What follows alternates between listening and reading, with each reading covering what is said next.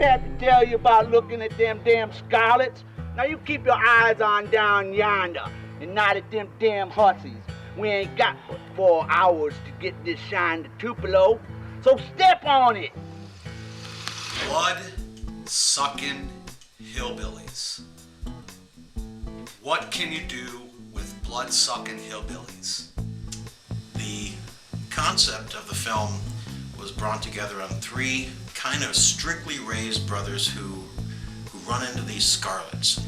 And from there, the film has this really crazy tone to it. You have these 3 brothers who are headed onto an adventure of a lifetime. And down this road of fornication and shining and everything else, this great little story develops.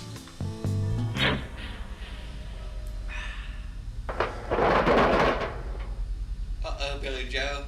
That must be Joe Bob. What are we gonna do? He's gonna shit himself when he sees what those she-devils done did.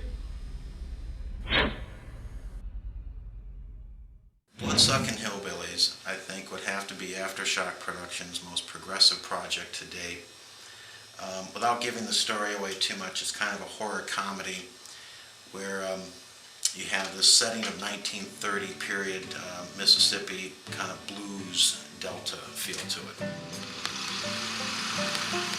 A lot of elements had to be brought together in this production in order for me to bring Lance's vision to the screen to you, the viewing audience.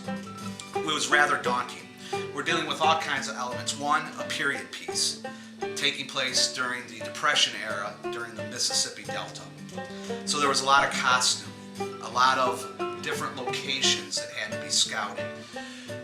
Bringing all the elements of the vehicles together, the Model A's, the effect sequences, the set building, to bring everything together to bring what is truly an epic in proportion in independent horror cinema. Being that this movie was set back in the 1920s, I had to wear a pair of long overalls and a flannel shirt, and I had a hat, fedora. When I put it on, I had my long hair down and stuff like that. Somebody else made the comment that it was kind of reminiscent of Johnny Depp from Benny and June.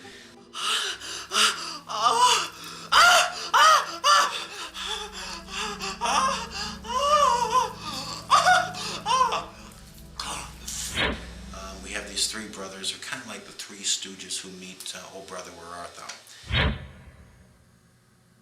In this movie, I played Billy Joe Furco, the middle child of the Furco family. They're delivering moonshine like their fathers did.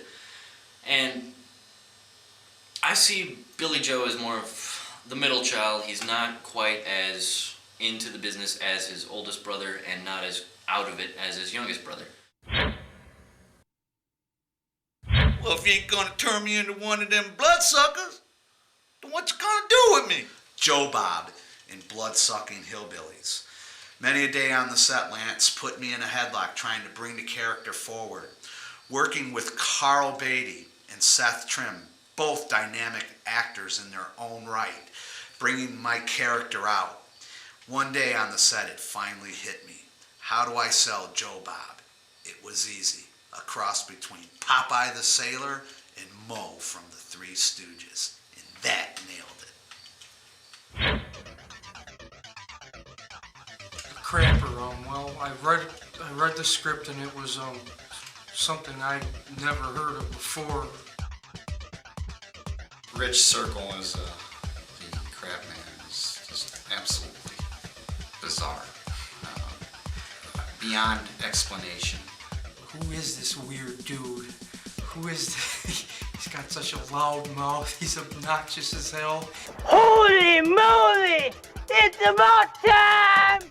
And I just totally get into it. I totally embrace the zaniness. I totally, fired up. Get off my property, you Furco freak! It was very wild. I mean, having a guy craps his pants for the pure pleasure of it. Where have you ever seen that in a movie before? And the crapper. That was hilarious. then I all nasty. Then I was like rubbing off my ass, like totally becoming a pig. Totally someone who enjoy being a slob. Mr. Crapman fortunately didn't smell as bad as he looked. Just look out for the crap man. He's a coming. Most memorable experience. Yeah, I definitely have to say the couch scene, because that was shot on a day it was kind of cool outside, and I'm wearing a union suit, sitting on a couch, getting quarts of water just poured all over me, into my mouth, almost couldn't breathe some of the times, and then again, sitting there in a union suit, just soaked in water. It was quite cold after a while. Part of that scene, there was one Scarlet jabbing me in the side with a hose, and the other Scarlet was in between my legs, who was my ex-girlfriend at the time, so that was kind of odd and strange, but it was definitely an experience to remember, I'll say that. Keep your eyes up on down yonder, not at them damn huppies. Huppies? What the hell are huppies? Is that? Crazy. Quite fun, and it was a riot. Just things that happened in between takes, during takes, after takes. It was just funny. It was a phenomenal experience. First time I've ever done anything like this. First time I've ever as an actor on the set. It was a hell of a good time. It was everything I imagined and more. I mean, we all had a blast. We all worked hard. I'm sure that anybody on the set would agree that it wasn't the easiest thing, but it wasn't a daunting task at all. It was fun. It was crazy. Yeah, it was definitely crazy. Driving a Model A Ford, very expensive old car, and I don't know how to drive a stick shift. It's quite fun. Pulling off the road, doing some guerrilla shooting, getting things off the fly, just off the cuff. Things that were just not even in the script, but they said, hey, this will look good, let's just film it, all right. They originally wanted me to do the part with a cigar, and I just absolutely refused. Being that I'm an anti-smoking advocate at the time, and it's one of the most disgusting habits anybody could have.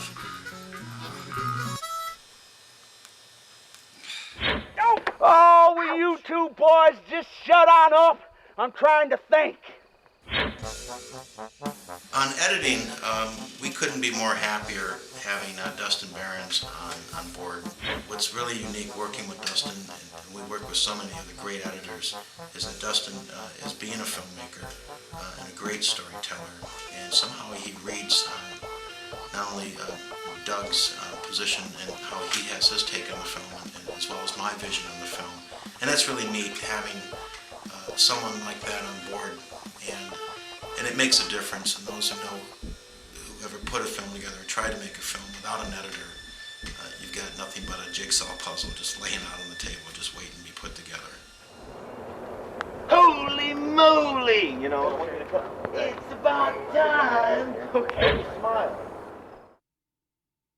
Working with Lance Otto Smith on any project we collaborate on, him as director, myself as producer, is never easy.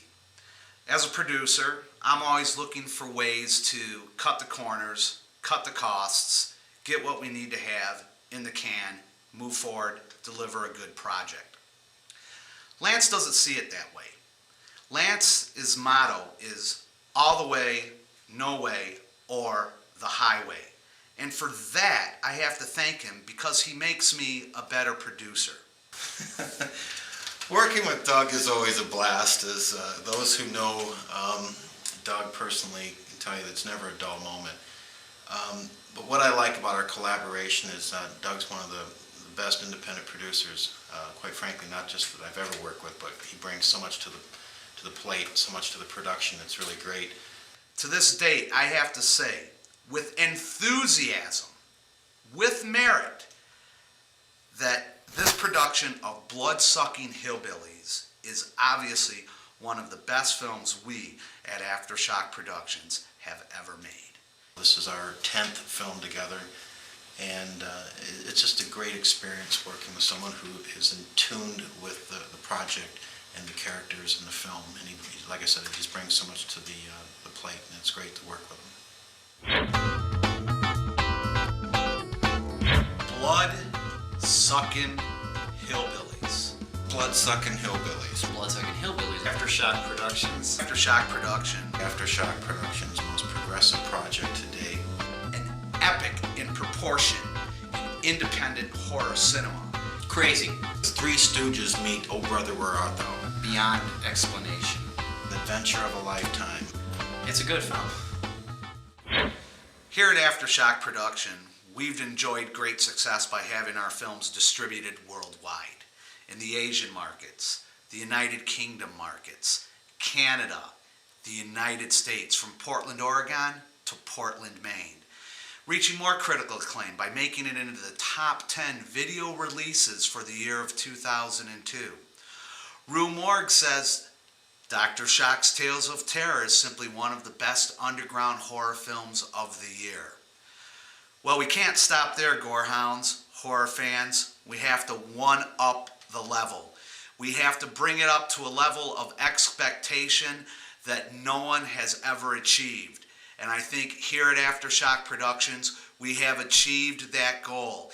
The anticipation is there for us and for you horror fans out there. Coming spring 2005, Aftershock Productions, blood-sucking Hillbillies, coming to you in all its blood-drenched gore.